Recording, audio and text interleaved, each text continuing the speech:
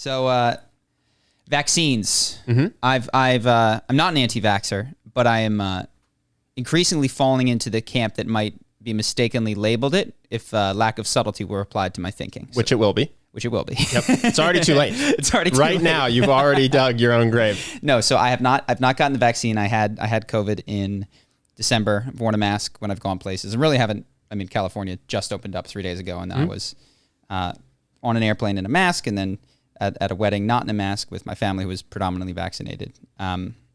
So that's the most exposure that I've had.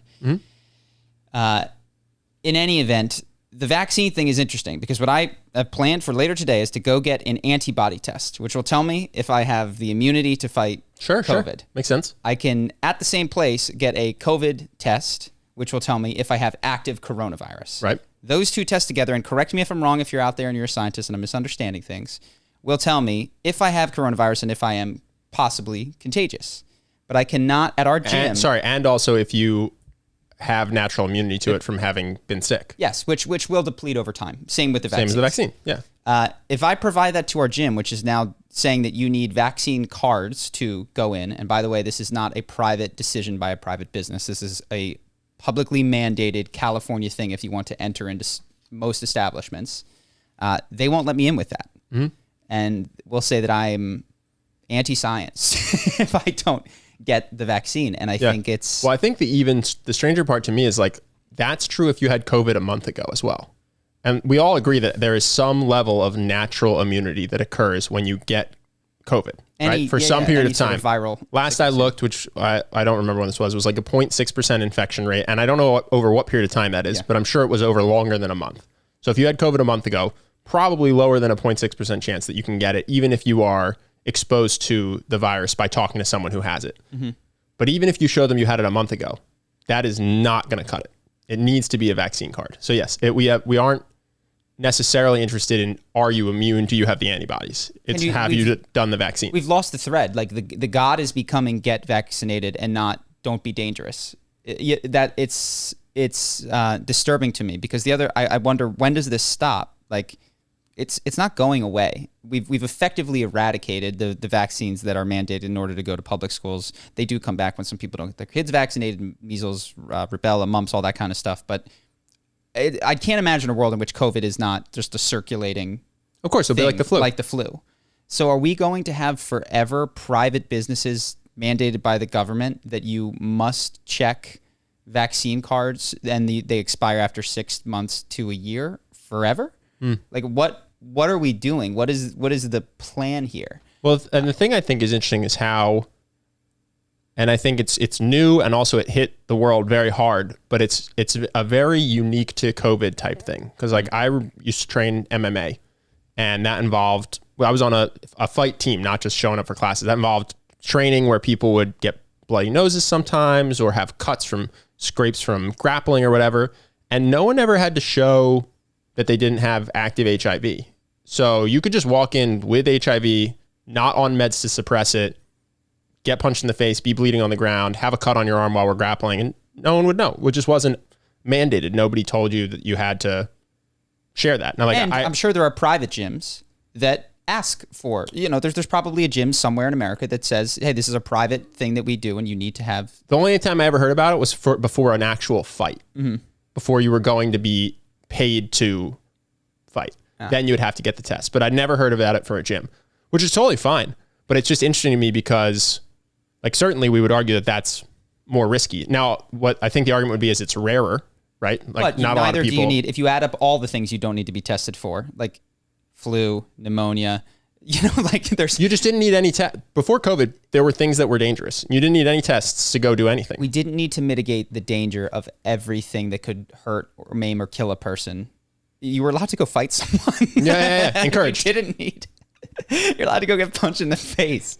It is strange. I think COVID is being treated like, to a degree, the arguments that I hear for it treat it like it's one of the only things that kills people. Like we're elves that could sail off into the West, if not for COVID, ending our lives short. So we just have to do everything that we can to make sure that it doesn't kill anyone. And I'm just surprised. There were communicable diseases that killed people before this. We accepted a level of risk when we went out. If you wanted the flu vaccine, you were allowed to get it. Well, I think the math has totally changed now that there is a vaccine. Because before there's a vaccine, we don't know what this is. We've never encountered it before. I mean, at some point, we don't know how deadly it is even, right? So you treat it with, the more uncertainty you have, the more caution. I'm speaking very specifically about a point in time. But I'm saying right now, it's like if you're worried about it, you can get the vaccine. That changes a lot of things. Versus pre-vaccine, it's like, well, you're endangering people who don't feel safe and have no means of protecting themselves. You know what I'm saying? Yeah, of course. Yeah, the only possible thing is immunocompromised people who cannot get the vaccine are endangered. As I was thinking about this, I was like, one of the things that I have appreciated because it doesn't affect me, but as I reflect on it, is not necessarily a place that I want the government stepping in, because it's like this, is with banning smoking in private establishments. Like, you can't smoke, I think, in California restaurants. And as I reflect on it, I'm like, if I'm a business owner and I own a restaurant and I'm a smoker and I want a smoking section, why the fuck can't I? Like, can't the citizens make decisions for themselves? Yeah, you're saying if you don't want to sit and smoke, just don't go to that restaurant. Go to a different restaurant. Yeah. And if you're a private gym, by the way, and you want to mandate that people have vaccines and you're not interested in any antibody test, I think that's fine. Well, it's your house. You can do, I think you can do whatever you want. You can make whatever. What my problem is very specifically with the blanket mandate that every private establishment that is basically indoors in California must have a vaccine test, and that an antibody test and negative PCR test doesn't substitute. That to me feels like comply. And if people are curious why I don't want to get it, the reason that I don't want to get it is the risk reward in my category leads me to not want it. Like, I had COVID. It was for me, a 3-day sickness. It was not horrible. I understand that a lot of people, when they get the vaccine, they get like a 1 or 2 day sickness that is very similar to that. So I'm not, like, I don't want it. Again, I'd prefer to not have COVID or the vaccine abbreviated COVID. And additionally, I know that a lot of people say these things are safe, which I believe that clinical trials have, gone through, and I don't doubt that. I just know that no one has had these for 20 years. And you and I have talked, like, things that were safe when they came out, and then 20 years later were determined to increase your risk of cancer. The list is so long, I don't want to play, but like you were saying, I don't know if this is true, and I don't want to repeat it. Did doctors prescribe smoking at one point? You were telling me? Is that true? Yeah. Well, either doctors or psychiatrists. Like, yeah, cigarettes were a thing that we were given for either anxiety or some sort of physical ailment. It was you'd go to an expert and they would give you the suggestion to smoke cigarettes. Sure. And we can, asbestos was used to insulate things. And, there's all these things that have no problem in the first 12 months. I mean, we only know plastics should be BPA free because we were drinking out of plastics that had BPAs for a while. And then people said, oh, these are actually making people sick. And for what it's worth, like, there's always this cascading thing. Like, we find out that sugar causes diabetes. So we start with high fructose corn syrup, which we find out is worse. And then we give you like erythromycin and sucralose. Like, sucralose. And so far that's fine. It's like, in 15 years, we'll know that sucralose does something bad. And there's something in this that isn't a BPA that isn't good for me. Yeah. And this, by the way, it actually isn't to say that the vaccine has any consequences. It's just to say we don't know. Yeah. Anyone who wants it can get it. And if we don't feel like getting it, it's not, I don't think it's an insane, like Tea Party position. Yes. Though it is often, I feel like, represented as such. Yeah. And especially I'm going this afternoon to get because truly, if I don't have antibodies, my personal calculation changes, because I really don't want to get sick. I did not enjoy being sick. So do I want the guaranteed where they inject me? And you don't want to get other people sick. But if you have the antibodies, then it's like having the vaccine. You're just as likely to not transfer it because you have immunity, which is what we're solving for. And so if I come back negative for antibodies, I may very well go get the vaccine. Like, I'm not saying that this is going to kill me. I just think that it is a very high likelihood of a short illness and a very small likelihood of long-term, very, very small, of long-term some things. And given that I don't necessarily need it to protect others or myself, I don't want to have to get it. Sure. But they are... And then the concern is that I mentioned earlier, but it's like, when does this stop? If you had kids, would you give them the other standard vaccines? Yeah. Because they've been around for longer, so you feel like there's more data on if those... It's also, yes. I'd probably look them up, because I've never had to make this decision in the past, and I do some reading. But my sense is that that kills kids at like a not having the vaccine. Yes, at a higher level than COVID is killing healthy 33-year-olds. And to be clear, if you're not a healthy 33-year-old, the vaccine is there so that healthy 33-year-olds do not kill you, and I'll wear a mask on an airplane and all that other kind of stuff. So yeah, it just feels. It's also like if my kid had measles, rubella, and mumps antibodies, I don't know that I'd rush to get them the vaccine, right? Like I'm under the impression they come into this world without that, right, which is not the case that I find myself in right now. So it's a very particular disagreement that I find, but I think there's a lot of people in my situation that have had it and are just not being accounted for. And I think it's disturbing, the rhetoric around it and the demands to comply and the government stepping in such a big way. And as I was thinking about smoking, I'm like, I hate smoking. I don't like it. I wouldn't want to go to the restaurant that smelled like smoke from the other section. Mm-hmm. But I think people need to be allowed to do things that the government doesn't think are good for them, you know? So that's my vaccine stance. I'm curious if I got anything wrong, if I'm misunderstanding that I'm not, my antibodies are somehow significantly different than. Well, I think the biggest counter argument would be that it's not just a decision for you, right? It's a decision about the disease and the spread of the disease. But I think if you have the natural antibodies, that should have the exact same effect as having the antibodies from the vaccine. What I'm suggesting is that I produce for these establishments an antibody positive test and a negative PCR test that says I don't have COVID and I'm immune. Sure. Why do I need a vaccine? And if you tell me that I do, I go, this is disturbing to me. Like right. unless I'm misunderstanding the science, that would then become the anti-science position to say, no, you have to follow this particular course of action that is now divorced from the outcome that we want, which is to not get sick and to not get other people sick.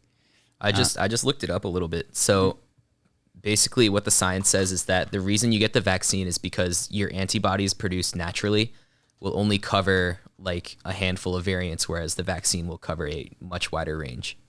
Got it. So I don't know if that changes your mind, but yeah, I mean, I'd have to understand it.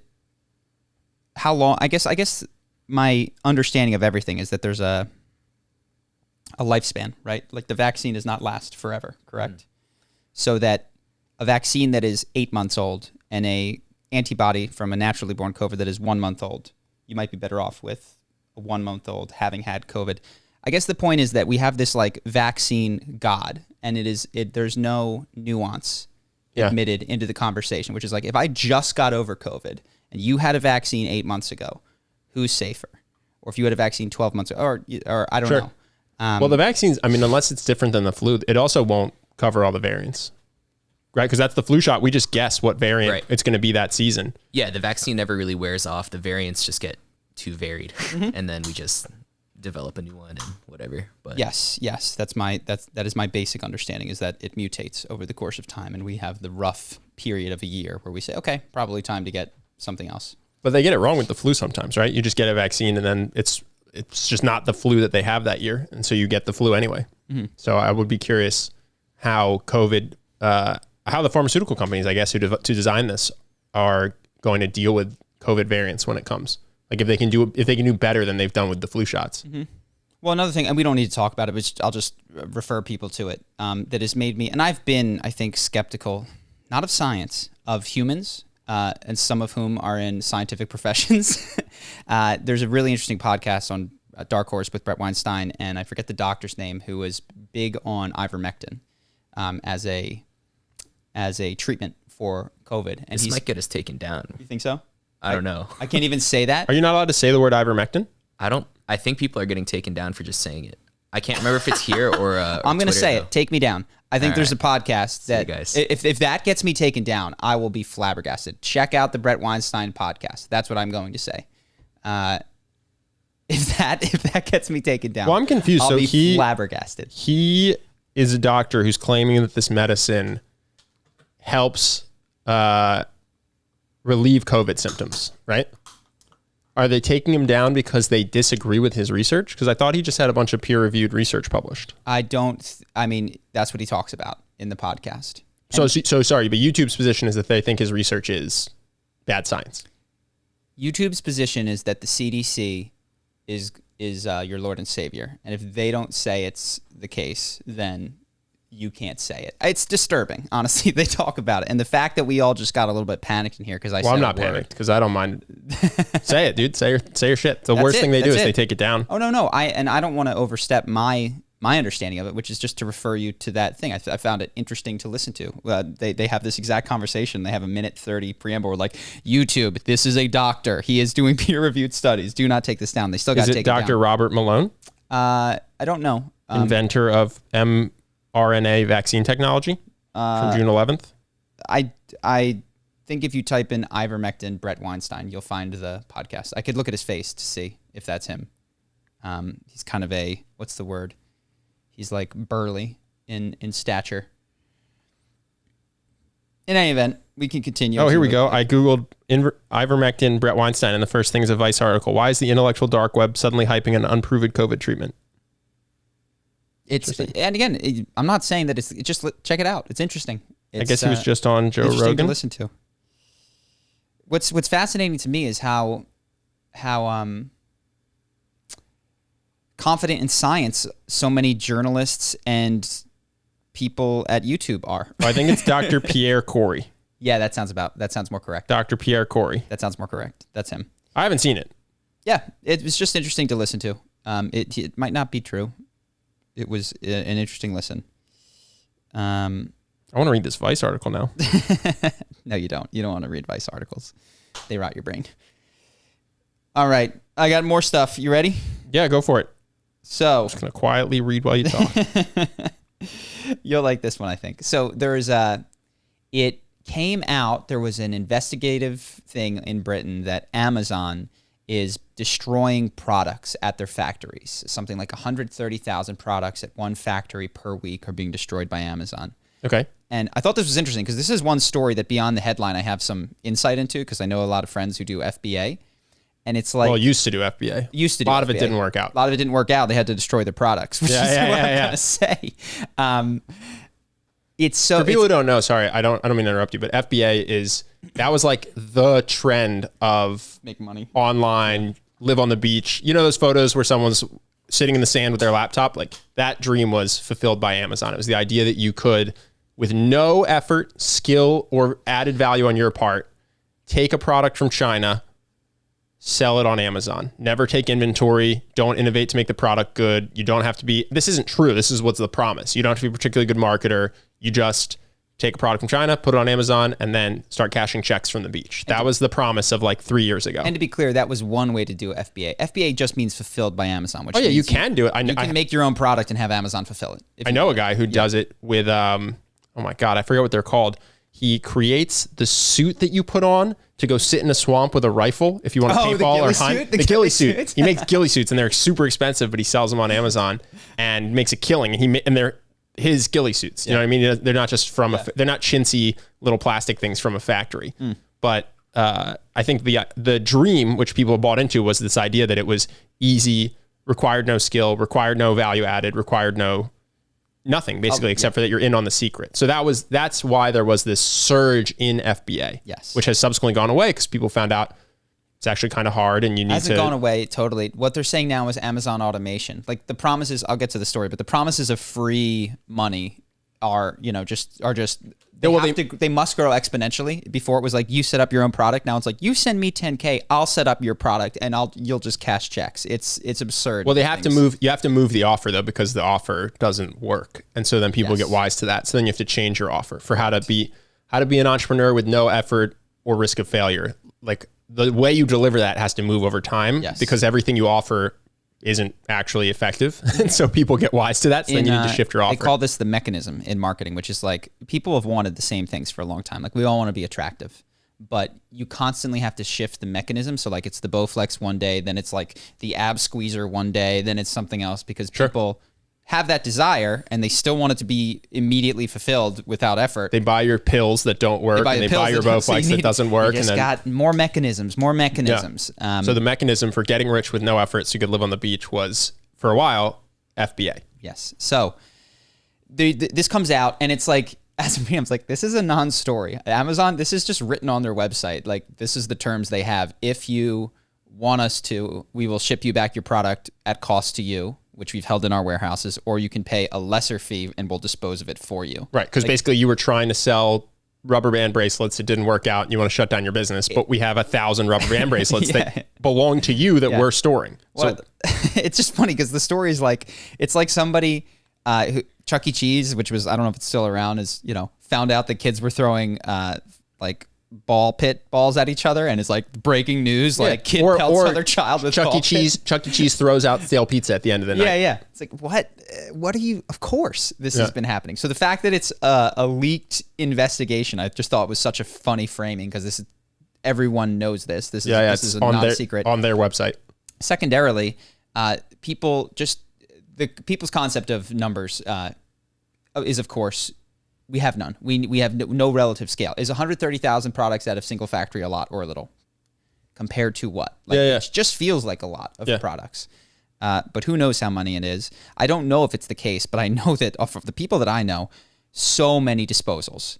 And if you think of the things that we've had people selling, a single person could liquidate 1,000 or 2,000 products like that. And these are not big sellers. Like, oh, my like food saver bags didn't work out. There goes 2,000 food saver bags this week, which you paid 10 cents for. So, from them, it's like, oh, I paid $200 for these. Just get rid of them. Just burn them. And so they incinerate them.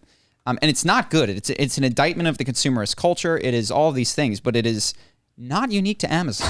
This is what businesses and people do. Like every time you're at dinner and don't eat your whole meal, you are participating in the same cost-benefit analysis. I've always disliked this when you get physical spam mail. Yeah. It has always bothered me that they don't have to pay for the costs that they externalize. So they print coupons and they mail them to you, and you don't want them, and you call them and you say, please stop. And the next month they do it again anyway. And you just can't get them to stop. And you have to throw it out or recycle it, at which point a recycling plant has to pay money to transform it into something else, or else it just fills a landfill. And it's like, this company can only do this because they aren't paying for all this downstream cost that they create by flippantly mailing people that don't want what they're sending. That's an interesting thing. Like, if you think of what a mailbox and even an email has become, you have to pay to send it there with physical mail, but you should almost have to pay for the space in that individual's mailbox. Like, I don't want your crap in my mailbox. I've always thought this was bullshit because of how hard it is to get them to stop. Yeah. Like, I've told you not to. You are mailing me garbage that I don't want, that I don't remember signing up for. And now I have to dispose of it. You didn't sign up. Company. You didn't sign up. You have an address. Exactly. Yeah. So I'm unsolicited getting garbage sent to me that I don't want, and you won't listen to me when I tell you to stop. And then I have to give someone else the garbage that they then have to pay to get rid of. And you don't bear those costs. So to you, it makes sense to keep sending garbage randomly to every address in the world because some of them become customers, and the ones that don't, not my problem. Yeah, it's cheap enough. It's always bothered me. To buy paper in bulk is cheap. Yeah. That's capitalism has lots of problems with externalities for sure. This particular one, my take was that Amazon gets beat up on for things that we demand Amazon do and that we all participate in at our own scale, probably relative to Amazon. I would bet that Amazon, this is just a guess, has more programs to redistribute the stuff that they don't use than most Americans. Like, who just throw out junk when they don't want it anymore. Yeah. Whatever they don't want. Like, and some people will take it to Goodwill, and this. Some people also just hoard that stuff in a basement. Yeah. They just bear the costs of storage, but it was just interesting to have a little bit of knowledge and see some of the comment outrage, and you go, this is being funded by a bunch of people on FBA and that create products that can't be sold, and other weird this was another thing. We, at the convenience stores where we grew up, they would like throw out food at the end of the night, and we would ask, and there was regulations because the food could be spoiled. So there's these weird incentives. Oh, you couldn't. I tried. They wouldn't let you. Like, I'm sorry, we want to donate all of these soft pretzels at the end of the day to a food bank. We would love to. You could not, as a high school kid, go to a Dunkin' Donuts, get all of their leftovers from the day, and drive it to a homeless shelter yourself. You just couldn't do it. Yes. Wasn't allowed. Because they were either the liability or the legalities. It was like, we can't because it could be spoiled and it's technically bad and we're not allowed to do it. So we've got a lot of weird incentives. Except in Vegas. Vegas is good. They give them all to pig farms. Oh yeah. I think so. All the Vegas buffets and stuff. Oh really? They ship. Yeah, if you don't eat their sushi and caviar for the day, then they just man. ship it to a pig farm. I think. That's great. Yeah. But yeah, somebody. I mean, again, and I've had dumb ideas, but I was watching, I think, Crystal and Sagar, and Crystal said she suspected it was to maintain high prices. It's like that's no. This is not why they're doing this. It's to not pay storage fees for stuff that people don't want. It's not like it's not diamonds where they're artificially inflating the price of things. It's not because Amazon is saying that people don't want to buy it. Just to be clear, it's because the seller says, Amazon, I don't want you to store it anymore. That's FBA, but I'm sure that Amazon has their own products that they're not doing. And it's just because it costs a lot of money to distribute stuff. If you've ever tried to give away your old stuff, it's like, who wants it? Like a handful of things go quickly in the garage sale, and a lot of it is really hard to move. And it takes a full day, and it's probably not worth the effort if you were to measure the cash that you got out of it. If you measure the satisfaction for having rehomed some of your old things, maybe it is. But it's just interesting that, I mean, I've probably made that jump. I was wrong the other week about Fauci's emails coming from a leak, and it came from something else. It came from a governmental freedom request, of information. Freedom of information. It's just it's just how easy it is to like read a headline, intuit something, and get it completely wrong. So one other big switch. Sure. Ben Simmons. Oh, come on. I feel so bad for that guy, dude. Oh, okay. I thought you were going to try to rag on him. No, I feel horrible. So if you don't know, Ben Simmons is a Philadelphia Sixers player. He's been trusting the process for several years. It's what we say in Philadelphia when we can't win anything. We just trust the process. Trust the process. Trust the process. Trust the process. Yeah, he had a rough playoff series. He didn't take any shots in the fourth quarter of many games. He averaged like 9 points or 7 points. It was not a good look. He was scared to do free throws. He's an interesting case study in having your head messed up. Yeah, he's just I think it's weird. We have Mental Health Awareness Month. We have empathy for people who have mental health issues, but when a pro athlete is clearly suffering from some form of anxiety, the city of Philadelphia also is especially bad at this. They just shit on him. I was actually thinking about this. I'm from Philly. I'm a Philly sports fan. Like if you made me pick my team in every sport, it's Philly. We do this to ourselves though. Like Fultz had the yips. Simmons has the yips. It's not good to be terrified that if you fuck up, your fans will turn on you and throw batteries at you. That's just not a good environment to succeed. Like you really need to not do that if you want to win anything. I don't know how else to say it. Like Philly is going to blame everybody else, but the collective fan base and the toxic culture is a huge part of what's causing this.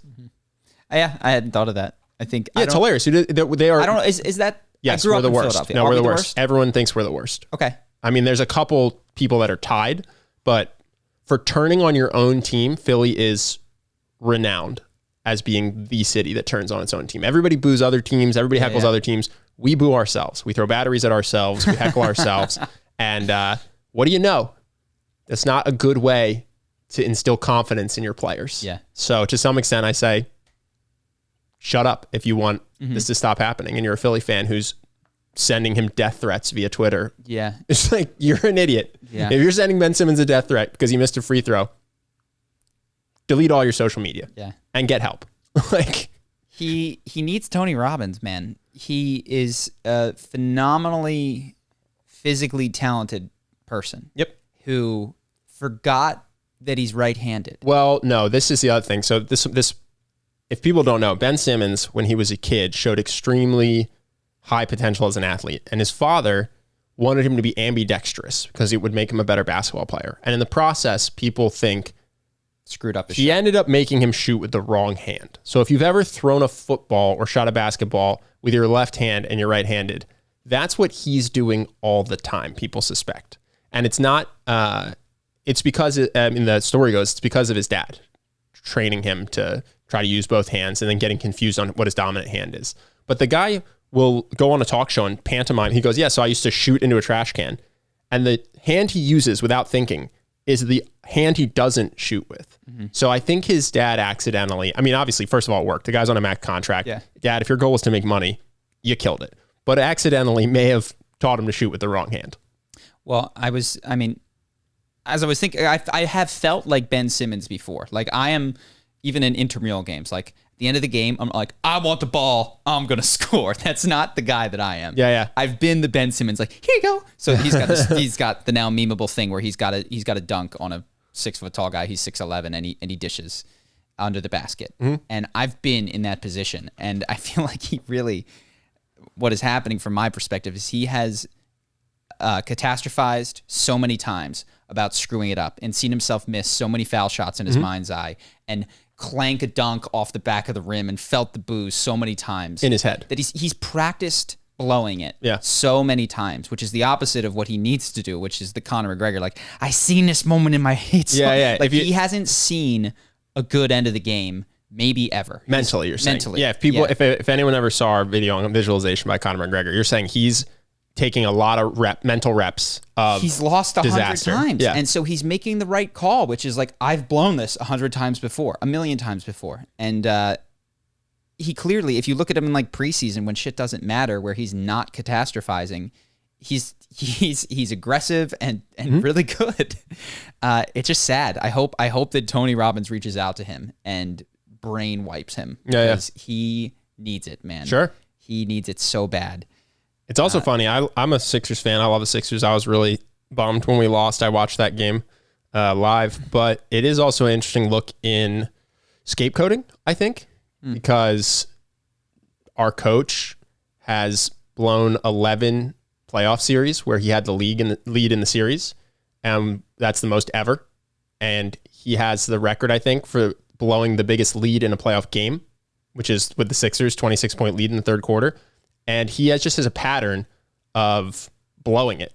But I don't understand this. This is a genuine question. How influential is the coach in the third quarter? Isn't the coach's job to like draw schemes that get you to the third quarter? You have a 26-point lead. Yeah. Your bench is in. It cuts to 24. Oh, he left to the 20, bench in. He left the bench in. To 16. To 6. Oh, he didn't like... Let's put the starters back out there. Oh, really? And Joel Embiid thought he was done for the day. He's playing on a torn meniscus. Thought he was going to just stop playing. Well, that's to be fair. That's the right call with Joel, who has a tournament. We don't need to talk too much sports here, but like, if you're up 26... You call a timeout. Yeah. You draw up a play. Yeah. I watched the last game. I don't think we scored on a single out of timeout play. You're saying you like interrupt the flow of them. It's a momentum game. Yeah. We went from 26 to 20. Let's call timeout. Let's draw up a play that involves a back pick that gets us an open dunk like Popovich would do for the Spurs. It's like we're calling timeouts so that our center can get the ball at the 3-point line. Yeah. Like, this was our play. Yeah. And he has just done it more than anybody. He blows games, he blows series, and no one's really talking about it because he like took Ben Simmons and just put him in front of him and said, look at this guy. And Ben Simmons played bad too. But listen, Joel Embiid went 0 for 12 in the fourth quarter in a game they lost. There's a lot of blame to go around. Sure. But everyone's talking about this one guy. That's what I find interesting. It's like, how did you guys convince the world that you had nothing to do with this? Oh, no. I mean, Ben Simmons is supposed to be a star, and he played like an eighth man. You know what I mean? Like he wasn't there. I have a bunch of random stuff if you want me to continue, if you have anything related. Related to the Sixers? I can't say I do. I have things, but... Okay. Well, we'll just do mine, then we'll do yours. Sure. So I had a wedding. It wasn't my wedding. It was my sister's wedding. Mazel tov. Mazel tov.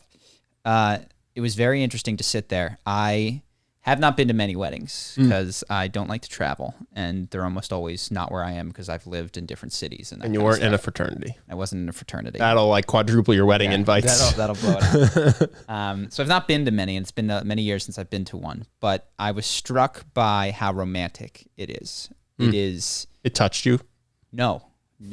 I mean this like neutrally, like without judgment on the romanticism or negative or positive. It is, I mean, I'm sitting there next to my 9-year-old cousin, or I guess second cousin, daughter of my cousin, I don't know. And I'm just going, well, my sister's up there, and they're saying the nicest things to each other in the vows that they've written, and you're my person, and you make me better every day, and it's just like, I'm going, I want some of that. Like, I'll take that. You know what I mean? Like, this sounds awesome. Wait a second. Also, everybody has to look at you and tell you you're great for like 8 hours. This is sick. So my thought was, for better or worse, and this is just about weddings in general, not this particular one, is I see why everybody wants one. I get now at a deeper felt level why people say like, I just want my person. Like, no kidding, you do. Like the whole thrust of it was,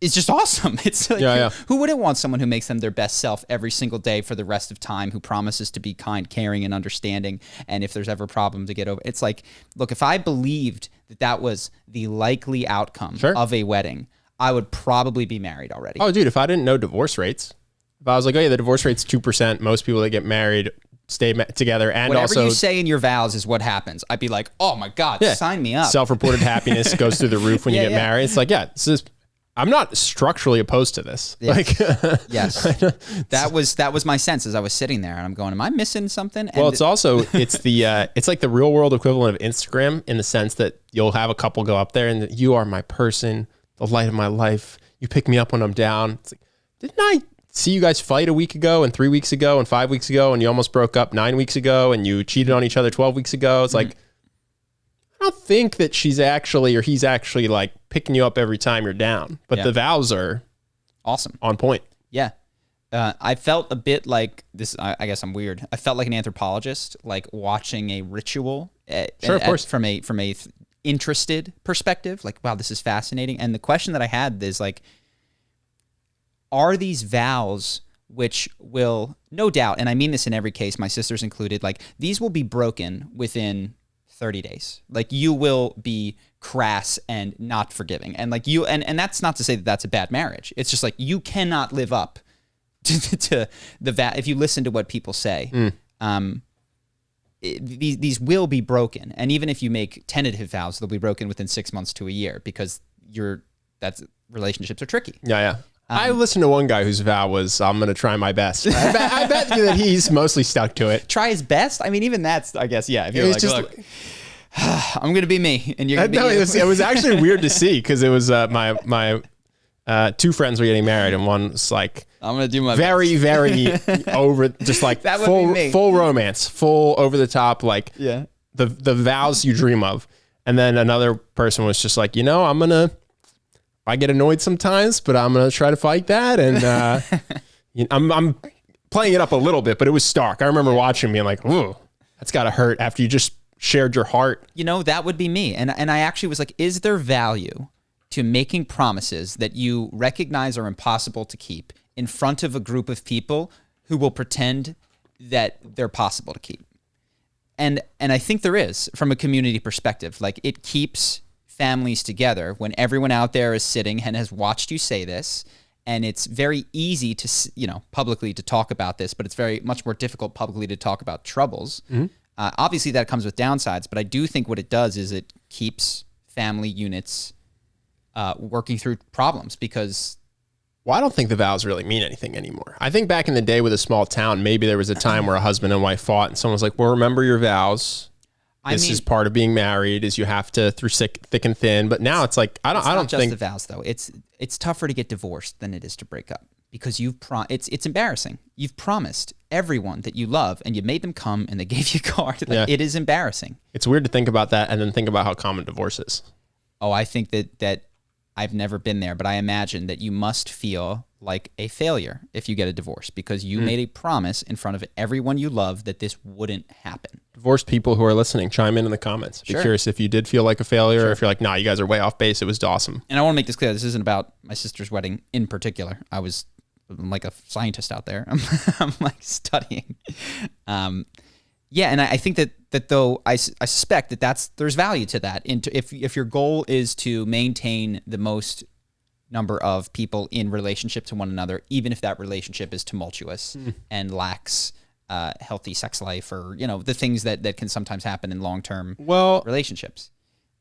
I wonder, because I do know Esther Perel would say that the idolizing of relationships is actually one of the things leading to people being unhappy in relationships or feeling like a failure, in the sense that like you're up there, you're seeing the marriage, the amazing vows, oh my God, and you're sitting next to your boyfriend, girlfriend, husband, wife, and you go, oh my God, we had a fight last week. Like, are we broken? I don't feel this way. 2 weeks ago, he needed to have me pick him up from the airport, and I said, nah, I'll get an Uber. Like, are we messed up? Yeah. And her thing, because she's all about monogamy, is we have specifically a myth in the United States, at least, that if your eyes wander, if you look at another person and think they're attractive, or if you have a dream of having sex with someone that isn't your significant other, It's an indication that your relationship is flawed. You're unhappy. Maybe this isn't your person, or your sex life isn't as good as it should be. Something is wrong. And she says, that's just being human. Seeing someone attractive walk by, go, oh, look at that. And then your subconscious one night a year goes, oh, sex with that person in your dreams. And it's like, you're just doing it right. And you're really, I mean, one night, that would no, be I'm saying, I agree. I'm saying like, this is, people think that they're failing when they have totally human, absolutely not failure screw ups. She goes even further than that and says that we should aim for monogamish, which is like couple slip ups over the course of a lifetime. So I'm not going to stand on that or not, because I haven't thought about this at all. I never had a lifelong relationship, but I do think it sets you up to resent the other person, to resent yourself, to feel like a failure, to feel shame because you're doing something that everybody's doing, but everybody's pretending they're not doing. Yes. Well, I guess what has happened is that the value of the ritual, given the technology we had and the towns that we lived in, was like very, very valuable up until a certain time, and now is needing to morph to something else, which I think acknowledges that relationships are not totally lovey-dovey, peachy, romantic things all the time. And I tend to agree with you in 2021. And this wedding did have that. The vows that they had were one of the last weddings I went to. It was, reading Bible verses, about what love is this, love is that. And even that was a step beyond what it used to be, which is like, I will serve you faithfully and obey what my husband says. Their vows, which they wrote, were much more, I'm my own person, you're your own person. I'm happy that we're together as two people, but we're good.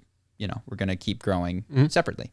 So yeah, I do think that it probably needs to evolve and recognize that it's going to be hard if it's going to create happy circumstances for the people that engage in. Yeah, it's like when we fight in it, I promise to cool off. Yeah. And then come back. Yeah. Like that's a solid vow. And that would not have been able to be said 40 years ago, or even perhaps more recently. I'm going to take a walk instead of stabbing you, and then I'll return. That's a good vow. And we'll talk it out. It's a good vow. Like when I get angry, I promise to take walks. Like that's like a pretty good thing to say. We'll work it out. Yeah. After I've blown off some steam. Also at the wedding, I don't know. This isn't that common of a circumstance because I'm different, but I've traveled a lot. I haven't been back. I have a fairly large family. And so I technically know everybody, but I don't know them that well, and they don't know me that well. And it made for it reminded me of some of the charisma questions, which is like, how do you deal with the interactions with family? And then this was multiplied by how do you deal with interactions with family that you haven't seen in a club environment? And it was, I had kind of wanted to go in and connect with people as if it were a one-on-one conversation like this, and learn about them and learn about their values and what they're up to. And I, most of the time, did have to accept that it was more like our New York City club experience, which is just saying nonsense back and forth to people, accepting that you're not going to learn anything about them, and just hoping that the nonsense that you say puts smiles on their face. And so, yeah, I was just reminded of those two modes of interaction, and I haven't been out in a club in a very long time, so it took me time to adjust to that. I kept hoping that we would get past the initial stuff. And then I had to be like, oh man, I should have just been doing improv comedy, making nonsense up the whole time. Telling people when they ask what I'm doing in California, I should tell them that I'm a butt model and just, you know what I mean? I should just say things that make them laugh instead of trying. I was getting the first 3 questions into every conversation over and over again. And by the end of the night, I was like, I'm an idiot. I know better than this. I used to go out to clubs. Try to connect. Well, the way you got to do it in the club is you make the person laugh and then you escape the loud music. Yes. You don't do it on the dance floor. You make the person attracted to you and they go, hey, do you want to slip off to the back bar where it's not so loud and we can actually talk? Yeah. And the one conversation I had was standing in line for the bathroom. And then we just stood there for a while and talked for 30 minutes about, No, it was always stuff. about, at least for me, it was always about, at some point getting off the dance floor to a place where you could actually hear each other. I never had a great connection shouting, yeah. So. Yep. I have a bunch of random shit. Do you want to go? Sure. I got one that's very near and dear to my heart. Okay. I want to talk about the massive rise in shark attacks. Okay. Is there an actually massive rise? So my friend sent me a bunch of news articles. Study found that in the U.S. there were more shark attacks in 2020 than in any other country. The U.S. had the most. A hammerhead shark thrashed in ankle-deep water near beachgoers. Sharks circled women on a floaty in Florida Beach. A California drone video showed a growing number of great white sharks swimming near people. Why Smyrna Beach has so many shark attacks. Florida authorities responded to 2 shark attacks on the same day. Shark attack prompts dramatic rescue at Florida. These are just a couple of news headlines from Fox and other news places. So it turns out there have been less shark attacks in 2020 than in 2019. And on average, nobody's been out there. There are 0 to 3 deaths a year. 3 is the most ever. Yeah. 0 is a common occurrence, despite the fact that there are dozens of articles written about from major news sources. So you'd say there's more articles about shark attacks this year than there are shark attacks this year. There's certainly more than fatal shark attacks by a large margin. Got it. Oh, but I think most shark attacks probably aren't fatal. Total shark Because they like take a bite out of you and then they go away. 30 in the U.S. in 2020. Yeah. It's just panic porn, dude. The news is hilarious, and it will lead people to text their friends that surf. Did you see this? Did you get texts about it? No, my friend who's a surfer says, dude, I get sent all of these. I get sent all of these every time some stupid news source says it's a slow day. How do we get people to panic today? There hasn't been any actual news to panic about. Yeah. Let's ding up shark attacks. It's about like bears. This is happening with everything. This is happening with everything that you're panicked about from the news. It's I like shark attacks because it's just such an obviously comical one because it's such a non-existent problem when 0 to 3 people die a year out of 300 plus million people, but gets coverage, people share it with each other, and it's just the news has become panic porn. It's very interesting. I wonder if Jaws had anything to do with it, or if it was just always like people were just going to be afraid of sharks. I think Jaws had something to do with it. I think Jaws literally started like the cultural, the obsession with like shark attacks. That's fascinating. Dude, no one shares gator attacks. I would not be shocked if gators and crocodiles killed more people than sharks a year. That's the funny thing in Africa, like the hippo is more dangerous than lions and cheetahs and all of them combined. I was going to say tigers, but they're not down there, dude. No, it's just fascinating. I think it's fascinating. It was just another reminder of, you're going to read an entire news article. Its purpose is to make you scared of sharks. And you would struggle to think of a smaller issue. Refrigerators might kill more people than sharks. That was another one. The vending machines were like more dangerous than grizzlies and sharks and all these things. 3 a year, dude. Yeah. 3 a year. Vending machines. And they're writing about it in the news. Yeah. It was just, to me, it just highlighted how amazingly the news is about creating strong emotions of fear and anger in you.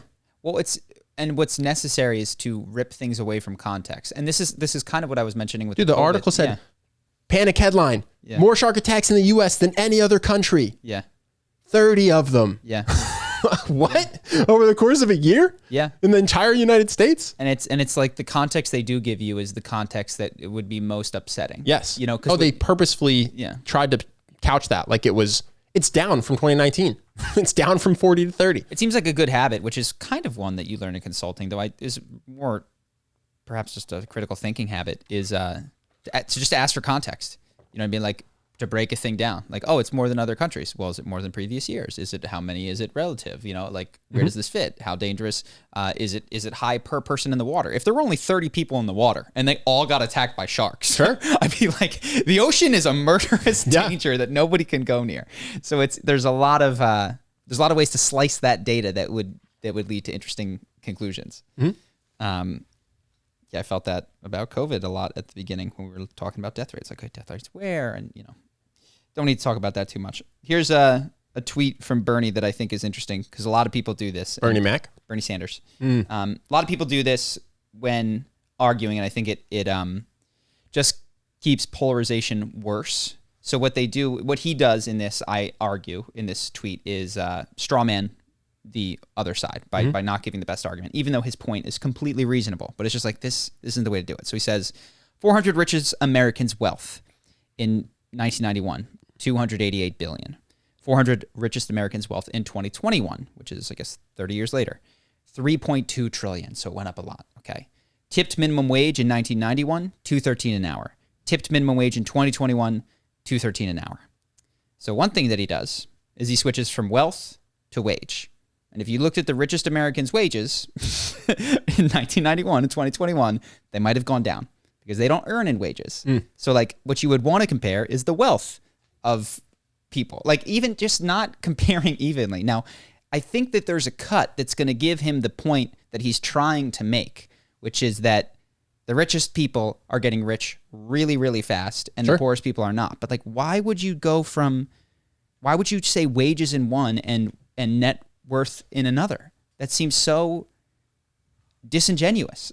You know what I mean? Because if you did wages for both of them, you wouldn't have a tweet. It would be completely uninteresting. Honestly, you probably just do net worth for both of them, because my guess is net worth is down since debt is up. So you could probably just do net worth to net worth and show that minimum wage workers at least weren't dying of debt back then. And so it's like, it used to be $1,000 on average, and now it's negative 20 grand. You could actually make a better point maybe by making it apples to apples. Yeah. And I mean, again, so it's it's a tweet, it's a product of the. I also don't think Bernie does his own tweets. Sure. That's the other thing. Someone was like, Bernie, how could you tweet this? It's like Bernie didn't tweet this, dude. An intern tweeted this. Yeah. It's Bernie has no idea what his Twitter says.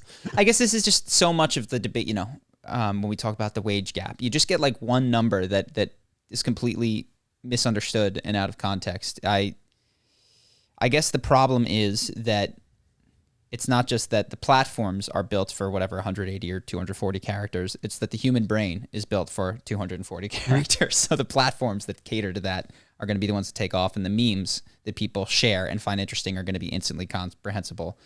And the world is actually incredibly complex and can't easily be tweeted. Sure. Well, we were talking about this the other day. I won't name them, but we were talking about political YouTubers, and the people that get the most famous are not the people with the most nuanced point that go on and have the arguments in good faith with the smartest person they can find from the other side. Mm-hmm. It's people who, if you already agree with what they believe, they say it in a way that makes you feel smart and like you're on the right side. Yeah. So they find unintelligent people on the other side and then crush them so that you feel validated in your belief. And they largely just say what you think all the time without ever trying to, in good faith, give the best argument for the other side, and sometimes changing their mind. Being a conservative or a liberal YouTube face who swings to the other side's position in an argument because it's convincing. Like, those are not the people. They're out there. They're not the people with millions of subscribers. Mm-hmm. So, yeah, I mean, it's just not how you get a tweet to go viral or how you build an audience by having embraced the full complexity of an issue, trying to appear to understand both sides, and then making your opinion based on what makes the most sense for each issue without going down the same party for all of your opinions. It's just like, no, you're going to get crushed by the sensationalist guy who's destroying the other side. Like, just what people want is they just want to confirm that they're right and they're smart and their side is right and the other side is stupid. Yeah, I think part of what creates that, I think one of the Weinsteins talks about like audience capture, where like you lean a little bit to one side and then your audience becomes predominantly that, and you get applause for half-baked, not fully buttoned up arguments that confirm a belief. But when you go to the other side, if you're not like completely, even if you are completely dialed in and you have all the stats and it's 100% compelling to a neutral audience, but your audience doesn't believe it, like, no, you suck. You lose money. So yeah, it's that the very structure of things seems to lead to half-baked ideas of people representing ideas that the other side doesn't have, and then knocking them down as if they were right. Yeah. That's the nature of what gets attention. Yeah. Well, I want to be famous, so. Hey, at least we have a beautiful, nuanced audience that only sometimes turns on us. And I'm sure that we've gotten things wrong too, and have fallen victim to all of this stuff. I have a handful of other things, sir. This isn't something that we've gotten wrong, but it is something I want to address about things that we have been proponents of.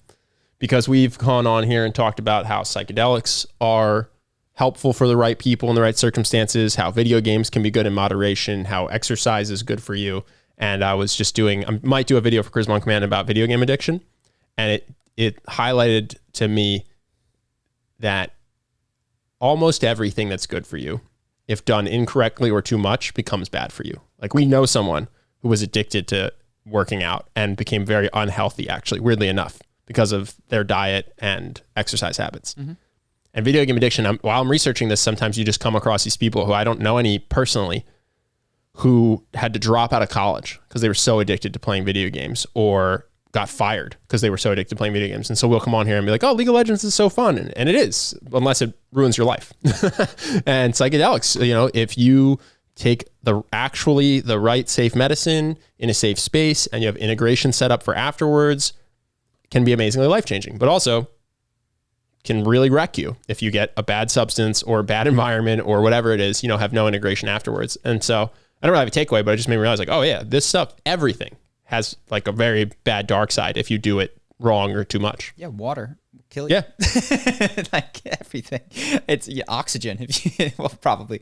I'm sure you can be over oxygenated and just explode or something. Well, it's just interesting for me to think. I was like, okay, so like, do I play League of Legends? If I do, am I going to have hard rules for how much I can play? Do I try to purposely take breaks? Like, how do you approach these things so that you're not the person addicted to exercise destroying their body, or the person who's now not playing because it's fun, but they have that compulsion in the back of their mind, like, oh, you should probably play now. Mm-hmm. And I don't have all the answers. It's the video probably will take weeks and weeks to make as I make other videos in between, because I want to really like understand it. And unlike charisma, this isn't something I've like studied. Yeah. But it was just interesting to think about and watch this stuff as it's something also that I had been doing. Mm-hmm. Yeah, I mean, you told me that you were going to limit yourself to one League of Legends, and I don't understand that. I know that you're like in the world of addiction and have been looking at people who've destroyed their lives. No, I felt it myself, that like they say the stages of video game addiction is it starts out fun, and then it becomes like you have highs. You have dopamine highs when you win and this and that. And then it's like the fun kind of goes away. You don't get as much joy from the game, but it's still a good way to distract yourself from negative emotions or do something with your friends, even though the highs are gone. And then even that goes away and you just reach compulsion where there's no joy. It's frustrating you. You're getting stressed. Your cortisol's spiking, but you keep returning to it the next day. Yeah. I was like, well, I'm definitely already in stage 2 with this game. Mm-hmm. Like it's gone past the euphoria. So we actually took a week off of playing, which I think was very good. But that's why I was like, yeah, I'm not. Well, I guess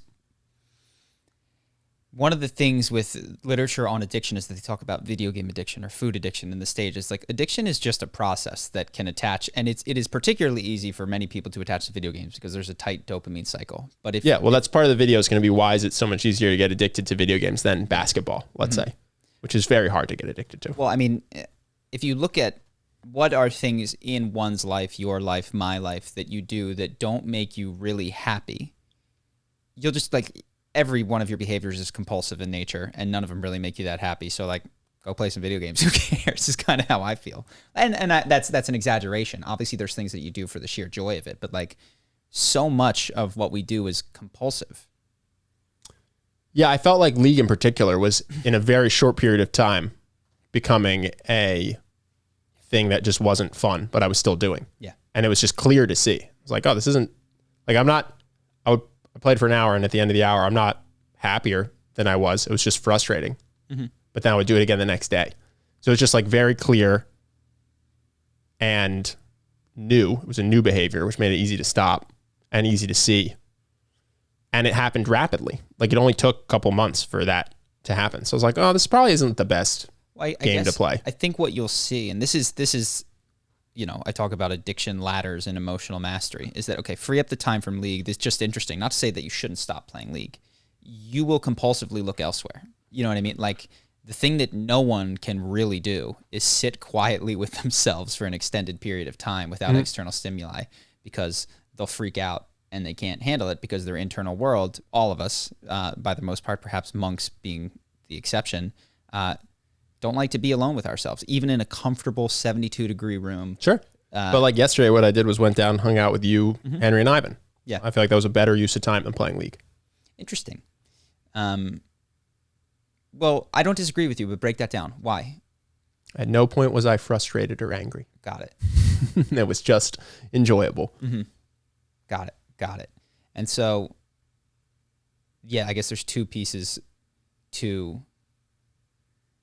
one of the things with video game addiction that I think is perhaps different from other addictions is that that frustration piece. It's like if you have a food addiction, at no point when you're eating the food are you like frustrated. Well, I think you might actually when you have a real food addiction. I think what you might have is self-loathing. Mm-hmm. I years ago met somebody who was eating more than they wanted and they couldn't stop, and they would have the compulsion to reach for the candy bar, and then as they were eating the candy bar, instead of thinking about how good it tasted, they were thinking about what a piece of shit they were, basically. So I think even with food addiction, you do reach that point where you're like, this isn't fun. I'm not experiencing what a 5-year-old experiences the first time they have a Reese's cup. I'm just doing this because I ran out of the willpower to stop. And now I hate myself for it. I think that's pretty common, at least with some food addicts. Got it. Interesting. Yeah. I don't know. For me, I mean, I can relate to what you're saying with League, but it has not sunk its claws in so deep that just makes me not want to play when I get angry at it. So I feel somewhat still reactive to the emotions that it creates, which is really what I want. It's not to remove frustration and anger. It's to react to frustration and anger with repulsion. Yeah. And I think what addiction is when something creates such negative emotions in your life and you react to that with attraction. Like, oh, this is going horrible. Give me more. Well, I think that often happens with, especially League of Legends in particular. It's like, this sucked. I want to play again. Yeah. Is a very common, like, that sucked. My teammate was flaming me or the other people was flaming me. That I understand. Well, that's the thing. So that's what makes it, then it becomes, then you might have 2 or 3 games in a row where you're not actually ever enjoying yourself, but you're just doing it to get because we're not good enough to win every game. And so that's the other aspect is there's an experience. Every game. You don't have to be frustrated. Right. And then there's that sense of progress or growth, or that victory's right around the corner, which is another part of why League is so well designed to keep you playing, because you often feel like the loss wasn't your fault. So like, oh, let's just run it again. With better luck, I'll win. And now you've played a bunch of games. None of them were particularly fun. Your cortisol's up. And it's just like, it's just not necessarily the best use of time. Even if you're forgetting growth and your just goal is to enjoy yourself. So might be better off going to dinner with friends or something. Yeah. Well, I'll leave this as an open question because I do think I simultaneously agree with everything you're saying and have been addicted to video games at various points in my life, particularly when I was younger. Like I was playing to a degree and I would have that like, what am I doing here at 3:30 a.m.? Like playing Sim Hotel. And then my dreams would be that stupid elevator going up and down. And it was bad. And then I'd wake up in the morning and I would swear it off and I'd do it again. The only way that I ever quit Star Wars was by at 3 a.m. snapping the CD and being like, oh, that was a good thing. And then I woke up in the morning and was, what have you done? Yeah. But you just couldn't, it wasn't like today where you can just re-download it from Steam. Yes. I mean, that's even more dangerous that was part. It, dude.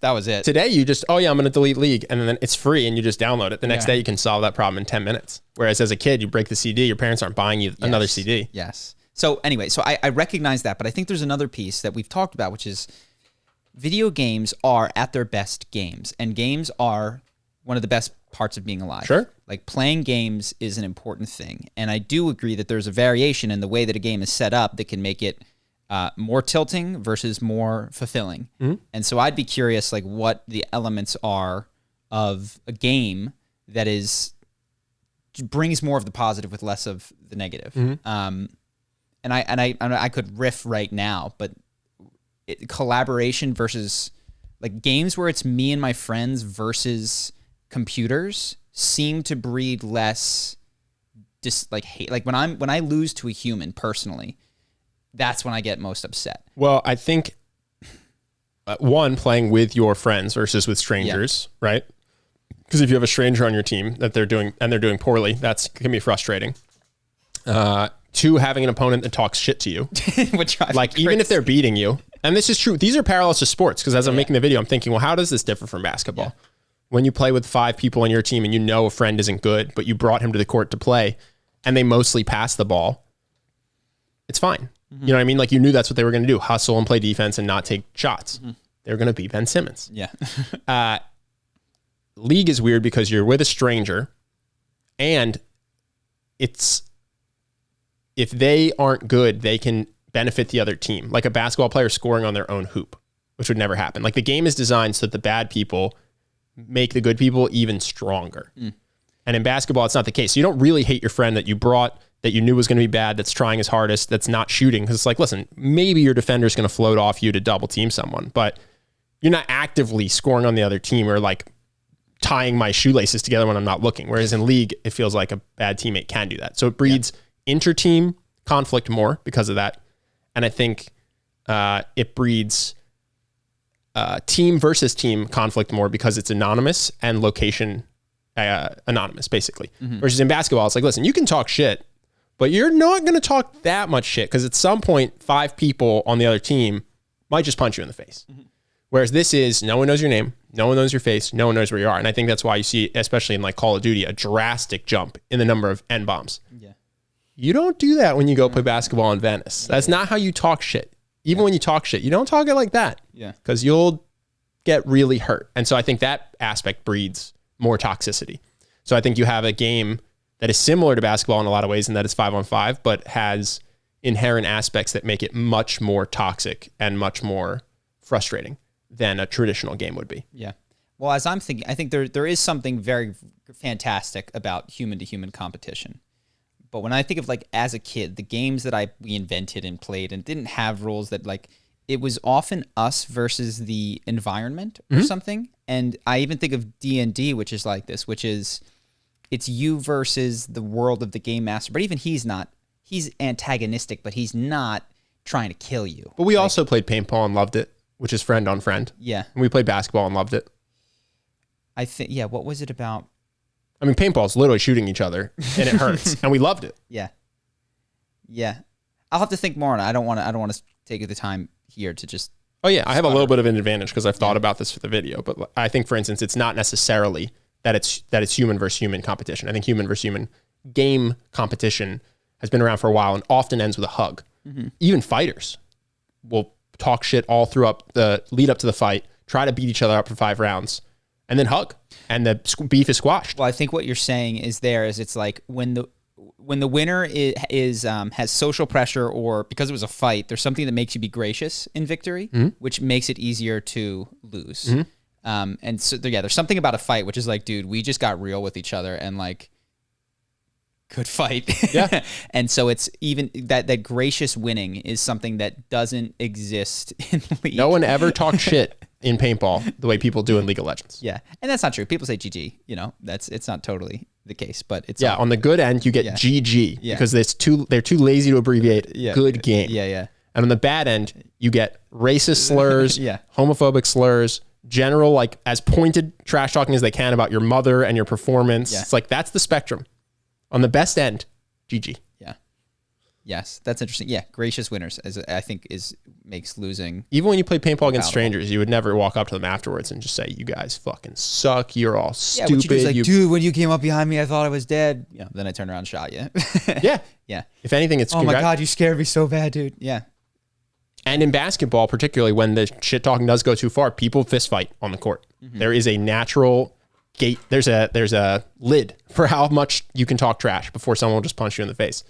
Doesn't exist in League. So it leads to a lot of pent up frustration and toxicity towards each other. And I think there's some unique aspects to it relative to in-person games and relative to one-player video games against a computer you're designed to ultimately beat. And also, even if you can't, you just probably stop. If you're playing Dark Souls and you can't beat it, you just go on next game. Yeah. Like there's something unique to, I think, shooters and League of Legends that makes them uniquely frustrating but addicting. Yeah. Cool. Well, we'll save some for the video. Yeah, let us know if you thought that was interesting. If that bored you, maybe I won't even make the video. So sales tactic that I came across twice since we last spoke was the fake. It's the ability to create reciprocity while the person trying to create it makes it seem like no big deal. And so I've said that. Let me explain. It's when that person says, hey, I'm reading this book about hosts in Vegas who try to track down these whales and get them to gamble at their casino. So they call him up. He says, hey, I'm going to be in Seattle next week. Thought I might stop by. We could just grab some lunch. No big deal. He's not going to Seattle. Only if this guy says, yes, we can have lunch. Does he go? I received an email from someone who said, hey, no big deal. Like I wrote all these emails for your email list. If you want to see them, let me know. It's like, no, you didn't. You would have included them in the email if you'd written them. There is this, I don't like it because it's false, but just something that I've realized that people do that is very effective is they make coincidence and gifts to you seem like no big deal so that you accept them such that reciprocity might be invoked. Because this is a common networking thing. People will email, hey, I'm going to be in California if you want to get a coffee, but they're not. And the reason is because if you say yes. If you make it seem like the trip is just for getting coffee with you, it feels like too big of a sacrifice by the other person. And then the person accepting is uncomfortable with the level of reciprocity that they feel. They're like, oh, this person booked a flight for me. If I go to this coffee, if I say yes and then they book the flight, I basically owe them $500 of value or time or something. And so it's easier to say, no, don't fly out. Don't fly out for coffee with me. And so it's this weird thing where because you can't guarantee they'll accept, it's actually better to lower the reciprocity. Whereas if you could guarantee someone would accept it, then the more you could get them to feel reciprocity, the better. Yes. And it's, it works. I mean, that's the thing. One of the tricks that I don't know the best way to phrase it, but people try when they're trying to go after someone that they see as superior or high value to seem very nonchalant about it. When really this guy spent weeks tracking down the guy's address to call him, to be like, hey, I'm just on my lunch break over here. I was thinking that maybe it's like, no, you're not. This has been your strategy and your plan for an entire month. And in the book, it's just to try to get them back to Vegas? To try to get this guy to switch hotels. So the book is interesting. It's called Whale Hunting in Vegas. It's not like not a book that probably did very well. It's just written by some guy, and he breaks down the host thing in Vegas. And we mentioned some of the stuff on the podcast in the past, how they love it when the girlfriend is there, but not when the wife is there, because the wife is going to make him stop gambling, and the girlfriend is the guy that is the one that he's trying to impress. So that's more. No, it's fascinating. So when the girlfriend comes to the table, they encourage it, and when the wife comes on the trip, they will give her thousands of dollars in gift certificates just to try to have her go shopping while he's playing, so he can play unsupervised. Yes, usually, and by girlfriend, typically the ones that they want at the table are the women that guy has not yet slept with. Because then he'll bet more. He'll bet bigger to try to impress them. He'll bet bigger. Yes, and if he has, they give her free gambling or free money to go buy purses and stuff just to get her away. If he has slept with her. Yes. And it's really disturbing how efficient this machine. It didn't used to be like this. Apparently these were hotels that had casinos, and this guy was one of the one that came in and really just looked at the numbers and said, if you get a guy who's playing like $50,000, $100,000, $250,000, you're like a hand sometimes, or I think 1 to 1,000 is what they call 1,000 to 100,000 is roughly in the like high roller whale, and then above 100,000 is the whale level. So if you're betting that much per hand, we can have full-time staff dedicated to you even when you're not here. So we can, and the games that they play with these people are so fascinating, where they'll know that they have like 8 penthouses available, and they'll tell them that they don't, and they'll say, look, I'm going to make this happen for you. Like, sure. We're going to move people out of there. We got it. And they'll like give them one of the 8 penthouses that they have and had the whole time. Sure. It was never. So they're just running a con on these guys while smiling to their face, pretending to be their friends. Well, that's most cons. And understanding that the money that they get paid is the bonus is based on how much their clients lose. So like not only, and it's not just enough to get them at the table, you got to get them drunk and loose and tilted, but also not too much, because you don't want to slaughter the cow, you want to milk the cow.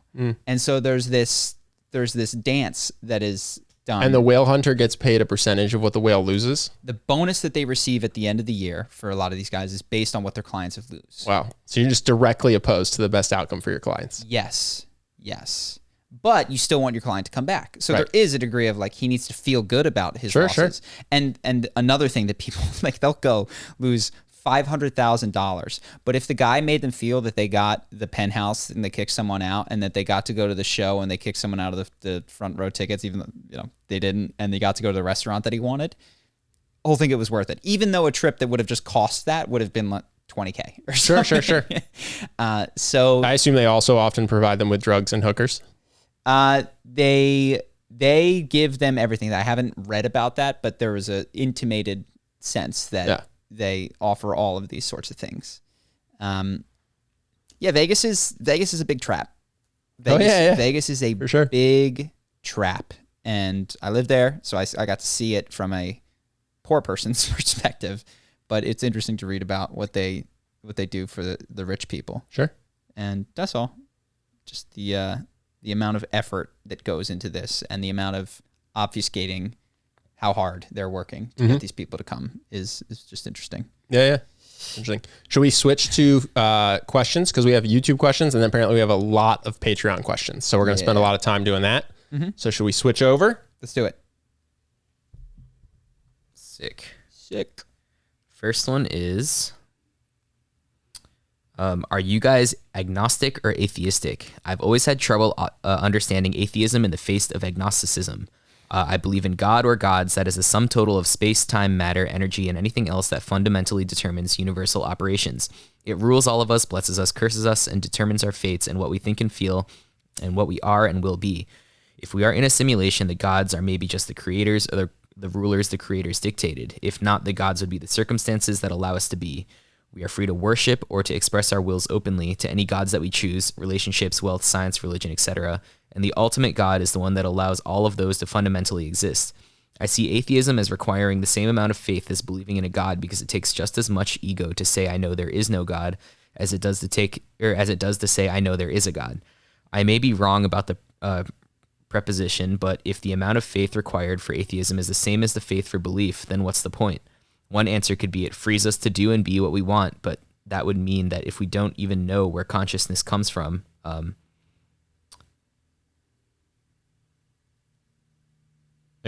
answer could be it frees us to do and be what we want, but what would that mean if we don't even know where consciousness comes from, i.e. Sam Harris on free will?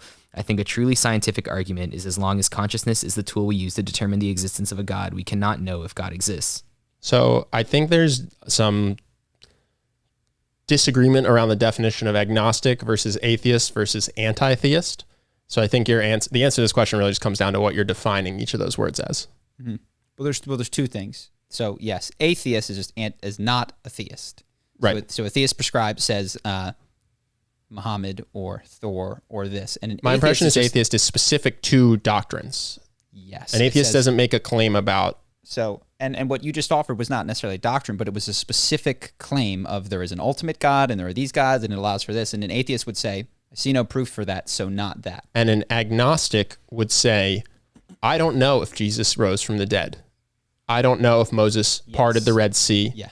Because my grandpa and I always talk about this, and we just have different definitions. He thinks an agnostic is what you said, and he thinks an atheist is. Then you agree. And that's we bicker, and then I go, listen, we're just defining these words differently. Yeah. Like, whatever, we're on the same page. But my impression is that an agnostic just says, I don't know. Maybe Thor is the god of thunder. I don't know. Mm-hmm. And that an atheist says, takes specific claims and says there's not enough evidence, so no. Give me your book. I don't believe that one. Yeah. Give me your book. I don't believe that one. And then an anti-theist says there's no possible way that there's anything that can be defined as God outside of our current scientific understanding or something. And I've actually never met an anti-theist. Mm-hmm. But that's my impression of those words. And so depending on how you define the words is probably where you end up falling. Yeah. Regarding that it takes just as much faith to believe, I don't know that that's entirely true, because if you substitute God for something else that we don't know, so, that I'll make a particular claim, because even your version of God, while broad, is particular. There are things that it is not. So like if I say, look, it's possible that there are invisible elves behind my head that no one can see. And it takes just as much faith to say that there are not invisible elves behind my head that don't speak as it does to say that there are. So we're both in the same boat. This is one of the burden of proof is on the person saying something, right? Where the atheist stands is like, show it to me. Like, give me some evidence that there are elves. Like, yes, there's also no evidence of the absence of elves, but maybe they're dwarves, maybe they're kobolds, who knows? So that this can again come down to semantics, but it does not necessarily take as much faith to have an atheistic belief about anything, or a belief about anything, including God, as long as you're making a specific claim, which it sounds like you are. Like, your God is particular. Yeah, you're saying, I claim there's invisible elves behind me. You say, okay, well, by being an atheist, I claim there could be nothing. There could also be invisible dwarves. There could also be, like, I'm taking every other possibility, and you're taking there's elves. And so then my question to you is, why do you think there are elves instead of this entire realm of other possibility? Yeah. And so the burden of proof falls to the person making the specific claim. Yes. But there might be, And your definition of agnostic might be the definition of atheist we use. This is what I often come to in these conversations. And then I guess there was a question about so there's two questions. There's, is it true or isn't it true? And then there's a question of is it practical, helpful, useful, right? There was something about what does it do for us to believe in a God or not believe in a God? Right.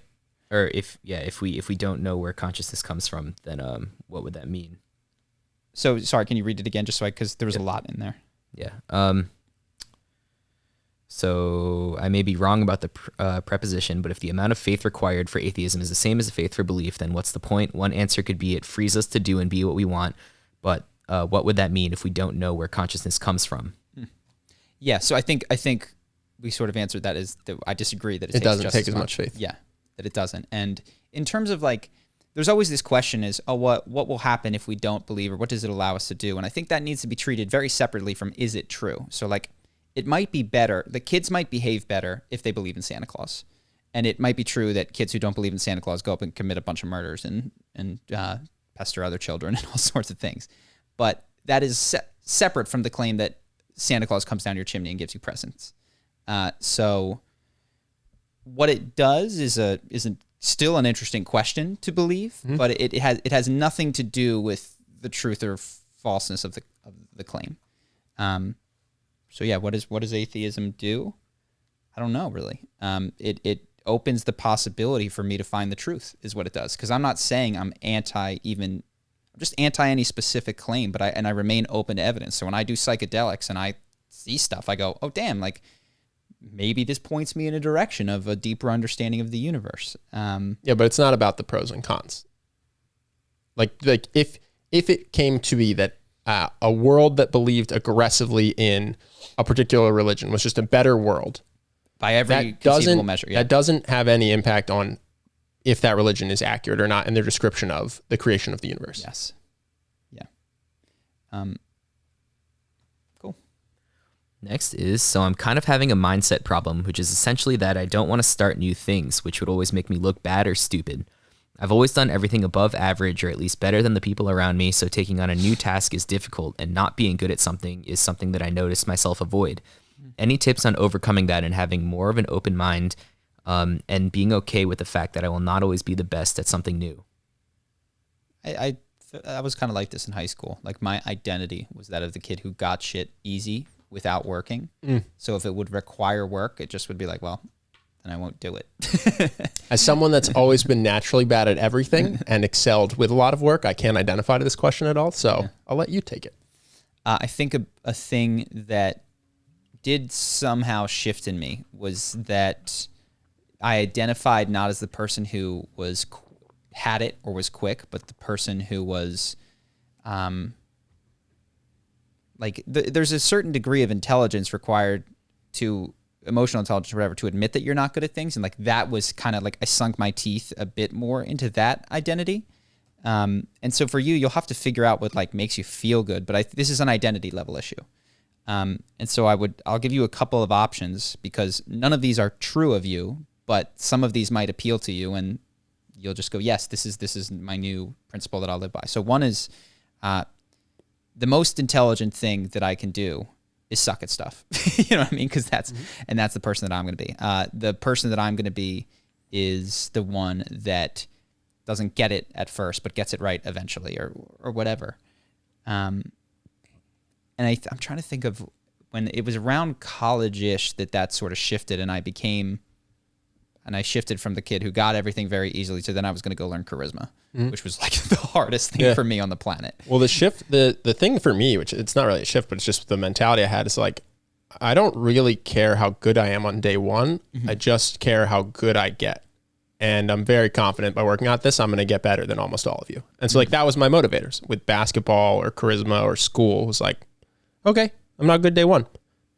This doesn't affect my self-esteem at all. I'm going to crush. And like got me to being pretty good at MMA and decent at basketball. And so that was the mindset that I had. It wasn't really a shift, but it's one I might recommend. It's just like, yeah, take pride in how good you are in the absolute. Don't compare it like, oh, your day one is better or worse than this person's day one. It's like, who cares? Just work at it and then be good at it and then take the joy of whatever skill you're trying to learn. So Personal Power 2 is really good for shifting identity level beliefs. It's the Tony Robbins course. We've talked about it in the past. One of the exercises that is likely, he has several, but to do a pain pleasure analysis of your current belief and of a separate belief. So pick the belief that like sounds like it could be juiciest to you to have. Your current belief is that you're really good at stuff day one. And so you write down first, like, what's all the pleasure you get out of that? You're like, makes me feel smart. I feel better than my friends. I never have to admit that I'm not good at things. Like, you want to take an accounting of what you get out of it.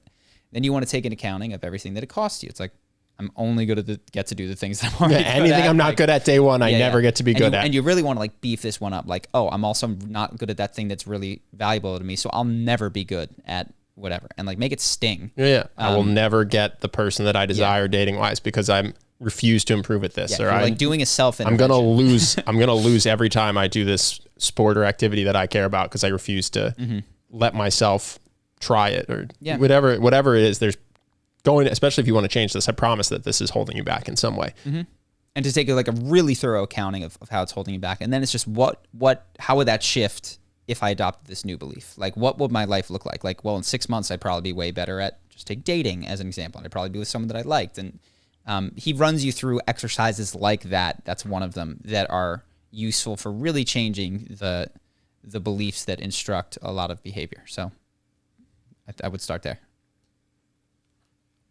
Next is, I'm a recent college graduate that just moved home from Vancouver, where I lived for the last 5 years. While I was in Canada, I joined a fraternity and saw tremendous growth in myself, both socially and I'm in my now independent charisma, and in my own independent charisma.